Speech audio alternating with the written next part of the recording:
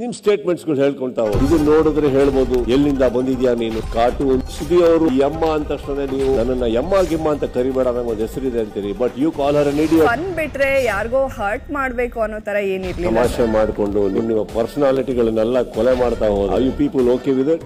ಒಬ್ಬನ ಮರ್ಯಾದೆ, ಒಬ್ಬರ ಅಸ್ತಿತ್ವ, ಒಬ್ಬನ ಗೌರವ ಇನ್ನೊಬ್ಬನ ಆಸ್ತಿ ಆಟ ಸಾಮಾನ್ ಆಗ್ಬಾರ್ದು. ಯಾರ ಅಪ್ಪನ ಆಸ್ತಿನೂ ಅಲ್ಲ ಅದು. ಬಿಗ್ ಬಾಸ್ ಮೊದಲನೇ ಗ್ರ್ಯಾಂಡ್ ಫಿನಾಲೆ ಇಂದು ರಾತ್ರಿ 8 ಗಂಟೆಗೆ.